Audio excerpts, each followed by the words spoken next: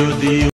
Hello guys, welcome vlog to my channel. আশা করি তোমরা সবাই খুব ভালো আছো। দেখো বাজার থেকে মা পাঙাশ মাছ কিনে এনেছে। থালায় তো মশলা সাজানোই আছে, তো কড়াইতে দেখো মা জিরে ভেজে নিচ্ছে, তারপরে সর্ষের তেল দিয়ে পেঁয়াজগুলোকে লাল লাল করে ভেজে নিচ্ছে। তো দেখো তোমরা কিন্তু বাড়িতে এই রেসিপিটা কিন্তু ট্রাই করে দেখতে পারো, খুব ভালো লাগবে। তো দেখো মা কিন্তু লাল লাল করে পেঁয়াজগুলো ভেজে নেওয়ার পরে আদা রসুন আর যে শুকনো লঙ্কাটা ছিল সেটাকে বাটা দিয়ে দিয়েছে। তারপরে মা ভালো করে খুন্তি দিয়ে নেড়ে নিচ্ছে। মশলাটাকে ভালো করে কষাতে হবে। তো মা তো এখানে মশলা কষাচ্ছে, তোমরা কিন্তু প্লিজ সাবস্ক্রাইব করতে থাকো আর লাইক কমেন্ট শেয়ার প্রচুর করতে থাকো। তো তারপরে কিন্তু মা হলুদ আর নুন দিয়ে দিচ্ছে, যাতে কালারটা কিন্তু দেখো খুব সুন্দর এসছে। আর হলুদ আর নুনটা কিন্তু তোমাদের ঠিকঠাক মতন দিলেই কিন্তু রান্নাটা খুব ভালো হয়।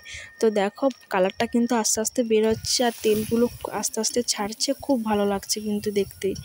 তো জানি না কীরকম লাগবে, তোমরা কিন্তু বাড়িতে ট্রাই করে কিন্তু কমেন্ট করে বলবে যে রান্নাটা কীরকম হয়েছে। তো দেখো মা কিন্তু টমেটো আর আলু দিয়ে দিচ্ছে। তো আলু আর টমেটোটা দেখো মা নেড়ে নেওয়ার পরে আরও সুন্দর দেখতে লাগছে। তারপরে কিন্তু মাছগুলো দিয়ে দিচ্ছে মা। তারপরে মাছগুলোর সঙ্গে একটু মশলাগুলো গায়ে মাখিয়ে নেওয়ার পরে মা ভালো করে দেখো নেড়ে নেওয়ার পরে কিন্তু মা এতে জল ঢেলে দেবে।